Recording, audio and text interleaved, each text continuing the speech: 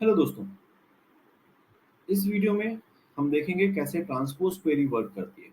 But before going to transpose query, एक error के बारे में मुझे आपसे डिस्कस करना है जो हमने करी है अपने प्रोजेक्ट में during append query, right?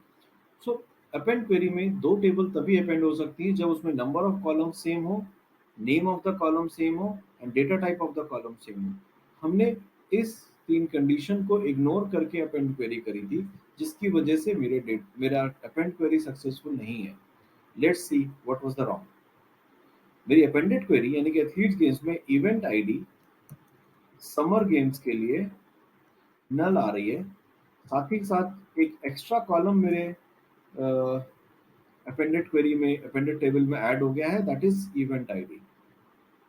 So that is ये इसलिए हुआ क्योंकि विंटर गेम्स में जो इवेंट आईडी का स्पेलिंग है और जो समर गेम्स में इवेंट आईडी की स्पेलिंग है वो दोनों डिफरेंट है। प्लस विंटर गेम्स में इवेंट आईडी का डेटा टाइप टेक्स्ट है और समर गेम्स में इवेंट आईडी का data type is numerical. That's why इसी वजह से मेरे एथलीट्स गेम्स में जो जो अपेंडेड क्वेरी है उसमें समर गेम्स में इवेंट आईडी में कोई भी इवेंट आईडी नहीं आई, और उसकी और वो कॉलम नहीं मिलने की वजह से अपेंडेड क्वेरी ने एक नया कॉलम क्रिएट कर दिया for summer games. Now, when we have diagnosed, we have to correct it also.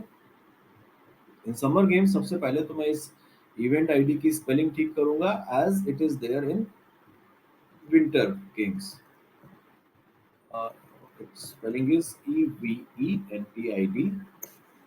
Now it is the spelling is same as is there in winter games. Now I will change the data type also. मैंने decimal number से इसको text में convert कर दिया।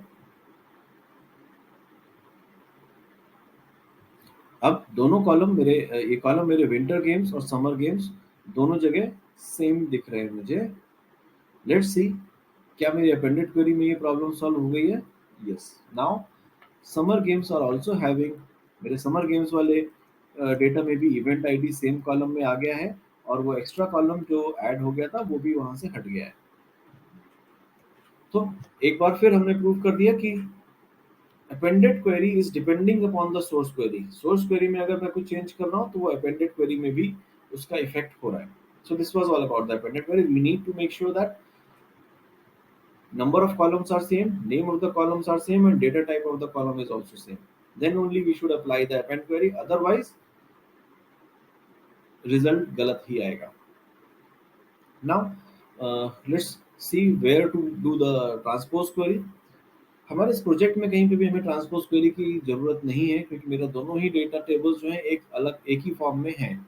Still if अगर मुझे करना है ट्रांसपोज क्वेरी तो मैं किसी भी टेबल को सिलेक्ट करने के बाद, किसी भी क्वेरी को करने के बाद मैं यहाँ पे ट्रांसफॉर्म के अंदर यहाँ ट्रांसफॉर्म टैब के अंदर ट्रांसपोज करके एक ऑप्शन आता है रिवर्स रोज से जस्ट ऊपर। अगर मैं ट्रांसपोज प्रेस करूंगा तो ये जो मेरा 45,000 रोज का डेटा है ये 45,000 कॉलम्स बन जाएंगे और जो 10-12 कॉलम्स है मेरे वो मेरे रोज बन जाएंगे। It will take some time. Yes, now it has done.